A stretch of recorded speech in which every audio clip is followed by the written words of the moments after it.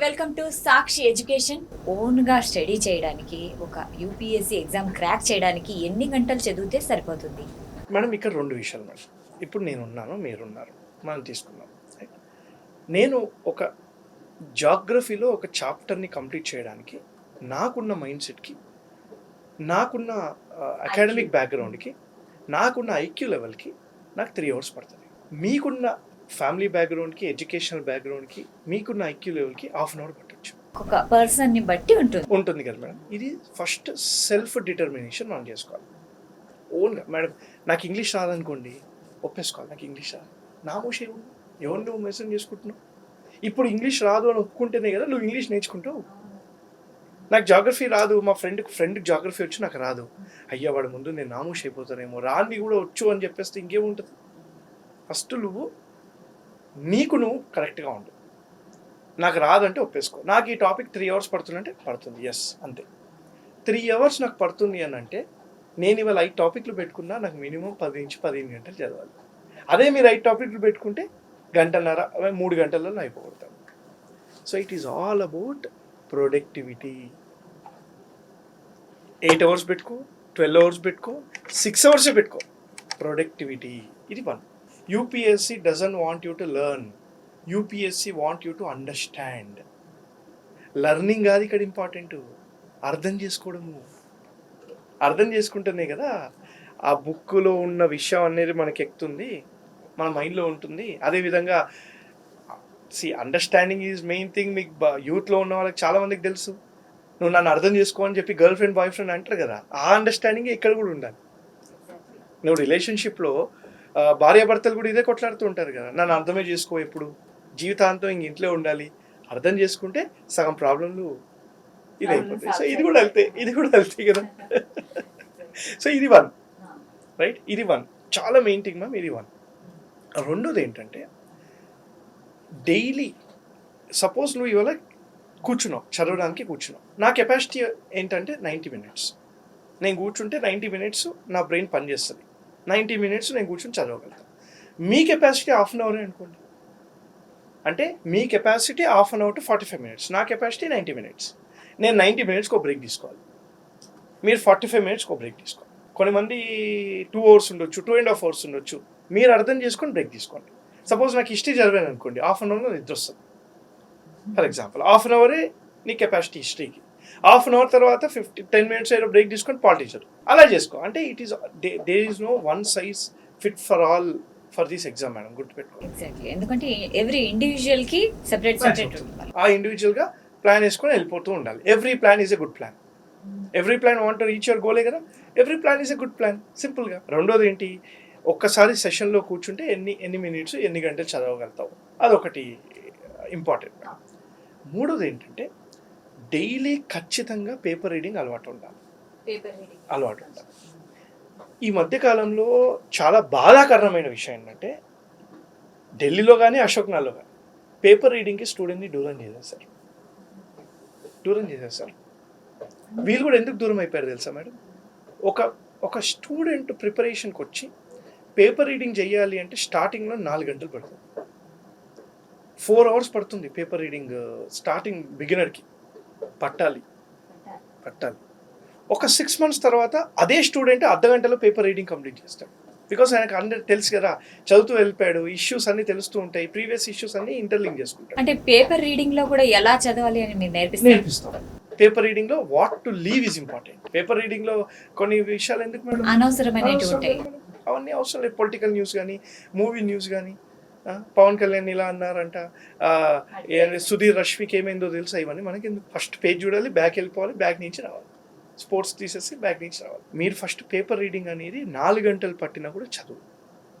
అది 2 రకాలుగా యూజ్ అవుతుంది. ఒకటి జిఎస్కి ఇంటర్లింక్ చేస్తూ కాన్సెప్ట్ క్లియర్ అవుతుంది. 2 నీ సీసాట్ క్లియర్ చేస్తుంది పేపర్ రీడింగ్. కాంప్రహెన్షన్ అర్థమవుతుంది నీకు బాగా. నువ్వు ఒక ఆర్టికల్ అర్థం చేసుకోగలిగే కెపాసిటీ నీకు వచ్చిందంటే కాంప్రహెన్షన్ ఈజీ అవుతుంది సార్, అవుతుంది కదా. ఇది దూరం చేశారు సార్, మొత్తం మార్కెట్ దూరం చేసేసింది పేపర్ రీడింగ్కి. స్టూడెంట్ కూడా ఏమనుకుంటారు, రెడీమేడ్గా నాకు నోట్స్ దొరుకుతుంది కదా, షార్ట్ కట్స్ చేసి ఒక ఫ్యాకల్టీ పెట్టేస్తున్నాడు కదా, ఒక ఇన్స్టిట్యూట్ వాళ్ళు ఇచ్చేస్తున్నారు కదా అనే భ్రమలో ఉన్నారు. అది కూడా ఫాలో అవ్వు. ఎప్పుడు ఫాలో అవ్వు? అసలు పేపర్ రీడింగ్ అంటే ఏంటి? ఒక న్యూస్ నేను ఎలా చదివి అర్థం చేసుకోవాలి? పేపర్ రీడింగ్, నోట్స్ మేకింగ్ ఎలా చేయాలి? నీకు నీ మీద పట్టొచ్చినప్పుడు పేపర్ రీడింగ్ మానేసి స్టూడెంట్ ఇన్స్టిట్యూషన్ ఇచ్చిన నోట్స్ ఫాలో అయిపో.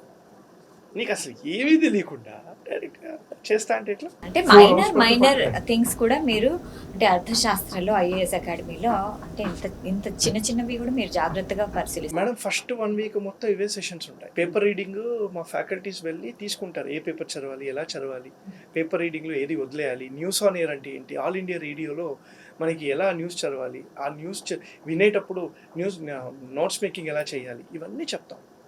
అయితే మెటీరియల్ విషయానికి వస్తే బుక్స్ ఎలా ఉంటాయి అండ్ కొంతమంది ఐఏఎస్ ఎగ్జామ్ రాయాలంటే ఇన్ని బుక్స్ కొండలు ఉంటాయి. సో అవన్నీ చదవలేక ఇంకా కన్ఫ్యూజ్ అయిపోతారు.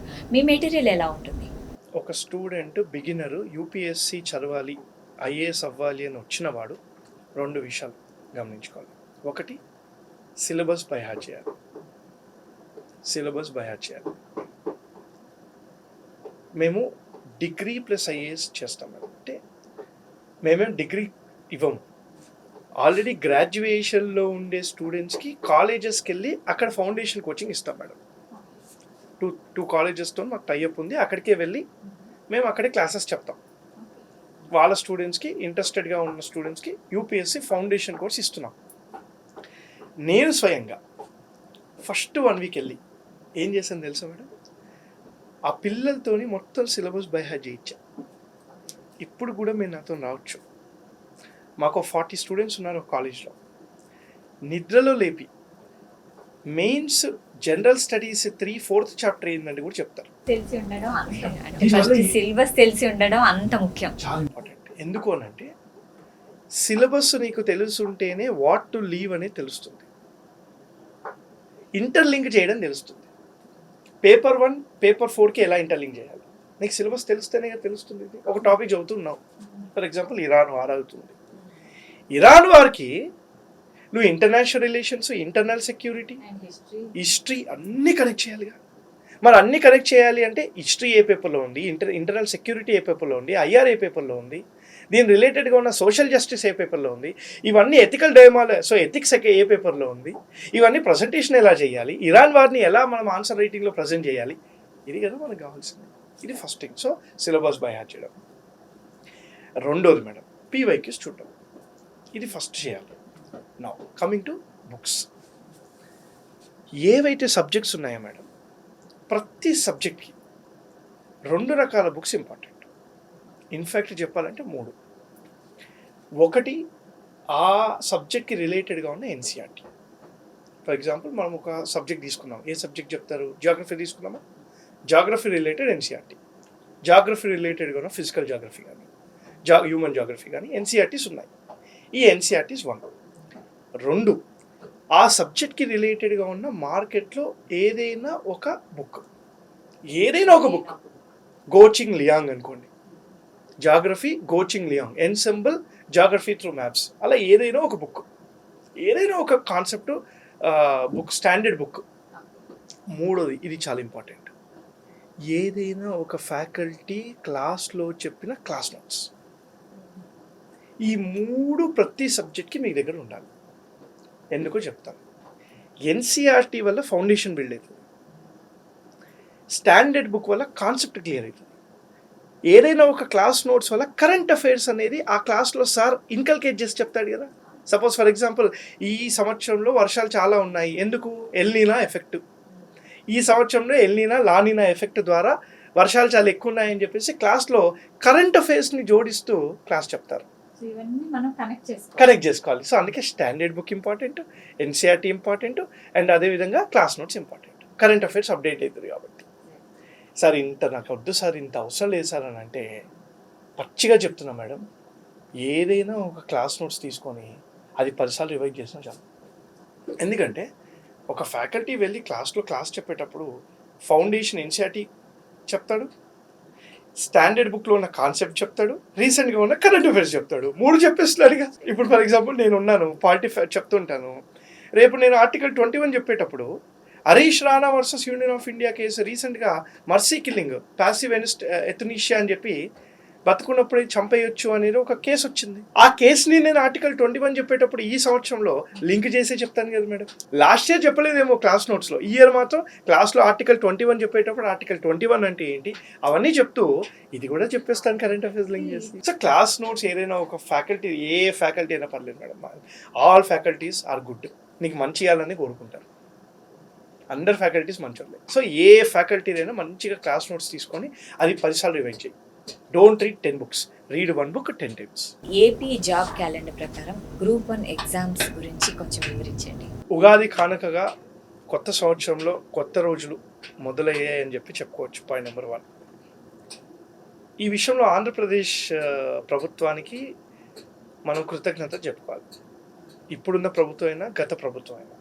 ఎందుకంటే 2014లో ఎప్పుడైతే 2 రాష్ట్రాలు విడిపోయాయో దాని తర్వాత గ్రూప్ 1 గ్రూప్ 2 ప్రతిష్టంగా తీసుకొని ఇప్పటి వరకు సుమారుగా 3 లేదా 4 నోటిఫికేషన్లు వచ్చాయి.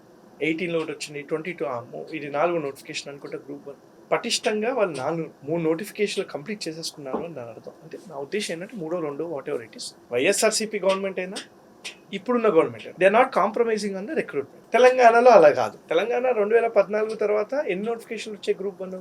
ఒకటే. ఎందుకు అలాగా? Political reasons madam, we can't go in to that. చాలా బాధాకరమైన విషయం. బికాస్ మన తెలంగాణ తెచ్చుకుందే మనకి సపరేట్, అంటే మనకు ఒక హోదా రావాలి, మన వాళ్ళకి ఉద్యోగం రావాలి, నిరుద్యోగం తొలగాలి, వాళ్ళకి ఉద్యోగాలు రావాలి, నీళ్లు నిధులు నియామకాలు అని చెప్పేసి తెచ్చుకున్న తెలంగాణలో ఇవి 3 కరువైపోయాయని చెప్పి చాలా బాధాకరం. ఇప్పుడు గ్రూప్ 1 నోటిఫికేషను అట్లీస్ట్ ఆంధ్రప్రదేశ్ని చూసైనా త్వరలో తెలంగాణలో కూడా గ్రూప్ 1 నోటిఫికేషన్ రావాలని చెప్పి కోరుకుంటున్నాను. 100% మేడం. ఎందుకంటే అట్లీస్ట్ జాబ్ క్యాలెండర్ అయినా రిలీజ్ చేస్తే ఒక స్టూడెంట్కి ఒక క్లారిటీ ఉంటుంది. ఇక్కడ ఏమవుతుందంటే మేడం, ఈ మాట అంటున్నందుకు మీరు తప్పుగా అర్థం చేసుకోకండి, స్టూడెంట్స్ కూడా తప్పుగా అనుకోవద్దు. ఈ మాట అంటున్నందుకు group 1 group 2 is not like UPSC. I feel they are trap. They are trap అని అంటాను నేను. నాకు ఎందుకు ఇది చెప్తుంటే నాకు బాధ అవుతుంది. 2022లో వచ్చిన నోటిఫికేషన్ 2025లో కంప్లీట్ చేశాడు మేడం. అంటే ఇది ఏంటంటే రాజమౌళి మూవీలా ఉంటుంది. అంటే దానికోసం వెయిట్ చేసే వాళ్ళు ఎన్ని రోజులని వెయిట్ చేస్తారు? అటు యూపీఎస్సీ ప్రిపేర్ అవ్వాలా లేదా గ్రూప్ 1 వచ్చేసింది కదా అని అంటాం. పోనీ గ్రూప్ 1 వచ్చేసింది, గ్రూప్ 1 రాద్దామంటే ప్రిలిమ్స్ ఎప్పుడు పెడతారో తెలియదు, మెయిన్స్ ఎప్పుడు అవుతుందో తెలియదు, దాని తర్వాత రిజల్ట్స్ ఎప్పుడు వస్తాయో తెలియదు, దాని తర్వాత కేసు పెడుతూ ఉంటారు. ఇన్ని కేసు పెడితే దాని నుంచి బయటకు వస్తున్నాయి. ఎంత అన్సర్టైన్ ఉంటుంది చూడండి. ఫ్యామిలీ బర్డెన్స్ ఉంటాయి, పెళ్లి వయసు వస్తూ ఉంటుంది. అమ్మాయిలకైతే ఇంకా బర్డెన్ కదా మేడం. పాపం 25, 26 రాగానే ఇంట్లో ప్రెషర్ ఉంటుంది, పెళ్లి చేసేసుకోమని చెప్పి. అలా ఫాదర్ మదర్ తప్పు కాదు, అంటే అలా ప్లాన్ చేశారు. అమ్మాయి పుట్టింది కాబట్టి చిన్నప్పటి నుంచి అలా పెళ్లి చేసేసుకోమంటారు. అబ్బాయి కూడా అంతే కదా మేడం. అయినా ఒక వయసు వచ్చాక సంపాదించాలి అనే సొసైటీ అలా చూస్తుంటే ఆ ప్రెషర్లో ఉంటారు. మరి ఇంత ప్రెషర్లలో I feel group 1 group 2 is trap. Group 1 group 2 prepare అయ్యే విద్యార్థులకు నేను ఒకటి చెప్తున్నాను, ఏపీ కానీ తెలంగాణ కానీ ప్రిపేర్ అవ్వండి. Don't spend much time on this. Spend time on something which as uncertain. ఖచ్చితంగా అవుతుంది అనే దాని మీద పెట్టి దీనిలో 2 గంటలు 3 గంటలు చేసుకోండి. ఆగస్టు 15వ తారీఖు Andhra Pradesh public service commission group 1 యొక్క నోటిఫికేషన్ రాబోతోంది. ఆగస్ట్ అంటే ఎన్ని రోజులు ఉంది? 5 months అనుకోండి మేము. 5 monthsలో ప్రిలిమ్స్ మెయిన్స్ సిలబస్ మొత్తం 2 సార్లు కంప్లీట్ చేయొచ్చు. రోజు 2 గంటలు కూర్చుంటే. అర్థశాస్త్ర ఐఏఎస్ అకాడమీ మాకు ఒక యూనిట్ ఉంది, అధికార అకాడమీ అని చెప్పేసి. ఇది only for exclusive group 1 group 2. అధికార అకాడమీలో ఎవరైతే ఆల్రెడీ గ్రూప్ 1 ప్రిపేర్ అయ్యి ముందు రాసి రాలేదో వాళ్ళకి మెంటర్షిప్ ప్రోగ్రామ్ స్టార్ట్ చేస్తాం. మా లక్ష్యం ఒకటే, 50 మార్కులు 100 మార్కులతో ఎవరైతే ఎగ్జామ్ క్వాలిఫై కాలేదో వాళ్ళకి ఈసారి ఆ గ్యాప్ని ఫిల్ చేయాలి. ఎవ్రీడే ఆన్సర్ రైటింగ్ రాయించాలి. కరెంట్ అఫైర్స్ క్లాసెస్ పెట్టాలి. కరెంట్ అఫైర్స్ అప్డేట్ చేస్తూ ఉండాలి. ఓకే, మాక్ టెస్ట్లు పెడుతుంటారా? మేడం ఎవ్రీడే ఆన్సర్ రైటింగ్ రాయిస్తాను నేను. ఎవ్రీడే అంటే ఒక ఎగ్జామ్కి ఇప్పుడు ఆన్సర్ ఉంటుంది, ఒక్కొక్కళ్ళు ఒక్కొక్కరు. అంటే మనం చదివినంత ఆన్సర్లో క్లుప్తంగా అంటే ఎలాగో అలా మనం ఫిట్ చేసేయాలి. అంటే మనం అది అవన్నీ నేర్పిస్తారా మీరు? Yes ma'am. అంటే ఇక్కడ ఆన్సర్ రైటింగ్ గురించి చెప్పారు కాబట్టి చెప్తున్నాను madam. Answer writing is an art. Answer writing రాయాలి అంటే 2 విషయాలు మనకు అవగాహన ఉండాలి. ఒకటి కంటెంట్, 2 ప్రజెంటేషన్. కంటెంట్ ఉంది, ప్రజెంటేషన్ లేకపోయినా మార్కులు రావు. ప్రజెంటేషన్ ఉంది, కంటెంట్ లేకపోయినా మార్కులు రావు. అంతేగా? సో కంటెంట్ ఉండాలి, ప్రజెంటేషన్ ఉండాలి. కంటెంట్ కోసం నువ్వు ఏం చేయాలి? క్లాసెస్ వినాలి, నోట్స్ రాసుకోవాలి, రైట్?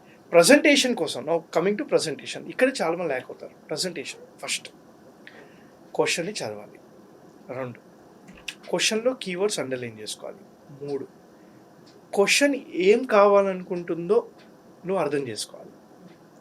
80% ఆన్సర్ అయిపోయింది ఇక్కడ. 4 ఇంట్రొడక్షన్ ఏం రాయాలి, బాడీ ఏం రాయాలి, కంక్లూజన్ ఏం రాయాలి. ఇంట్రొడక్షన్లో ఏం రాస్తే బాగుంటుంది, కంక్లూజన్లో ఏం రాస్తే బాగుంటుంది, ఏం రాయకపోతే బాగుంటుంది. మరి బాడీలో సబ్జెక్ట్ మ్యాటర్లో పాయింటర్స్ రాయాలా, ఏం ఉండాలి, ఇది కూడా ఇంపార్టెంట్. ఇంటర్వ్యూ గురించి మాట్లాడుకుంటే ఇంటర్వ్యూ గురించి మీరు ఎలా ఎక్స్ప్లెయిన్ చేస్తారు? తెలంగాణలో మాత్రం ఇంటర్వ్యూ లేదు. కమింగ్ టు గ్రూప్ 1 75 మార్క్స్కి ఇంటర్వ్యూ ఉంటుంది. యూపీఎస్సీలో మాత్రం 275 మార్క్స్కి ఇంటర్వ్యూ ఉంటుంది. చాలా మంది ఇన్స్టిట్యూషన్ ఇంటర్వ్యూ గైడెన్స్ ఇస్తారు. Interview is not an interview as per the notification, it is a personality test. నువ్వు ఎలా వచ్చావు, నడుస్తున్నావు, ఎలా కూర్చున్నావు, ఎలా మాట్లాడావు, ఎలా ఐ కాంటాక్ట్ ఇచ్చావు, ఎలా హ్యాండ్ జెస్టర్స్ చేసావు, ఒక సమస్య ఒక క్వశ్చన్ అడిగితే నీ రియాక్షన్ ఎలా ఉంది, ఇన్స్టెంట్ రియాక్షన్ ఏంటి, రాకపోతే రియాక్షన్ ఏంటి, వస్తే రియాక్షన్ ఏంటి, ఇది గమనించేది personality test, not your knowledge. అందుకే వాళ్ళు చిన్న చిన్న క్వశ్చన్స్ అలా నవ్విస్తూ ఉంటారు, ఏదో ఒకటి అడుగు. డాఫ్ డీటెయిల్డ్ అప్లికేషన్ ఫామ్లో ఉన్నది నువ్వు, దానిలో తప్పులు రాయొద్దు. అంత క్లియర్గా ఎక్స్ప్లెయిన్ చేశారంటే చాలా మందికి భయం వేస్తుంది, యూపీఎస్సీ మన వల్ల కాదులే అనేసి. కానీ మీరు చెప్పిన విధానం ఏదైతే ఉందో చాలా పాజిటివ్గా, ఎవరైనా పేరెంట్స్ విన్నా కూడా ఖచ్చితంగా వాళ్ళ పిల్లలకి యూపీఎస్సీ ఎగ్జామ్ క్రాక్ చేయించాలి అని వాళ్ళకి ఒక ధైర్యం వస్తుంది. సో చాలా చాలా థ్యాంక్ యూ అండి, మీ వాల్యుబుల్ టైం ఇచ్చినందుకు thank you so much. Thank you madam, thank you. So చూసారు కదా, ఇది వాటి కార్యక్రమం. మరో కార్యక్రమంలో మళ్ళీ కలుద్దాం. Until then keep watching.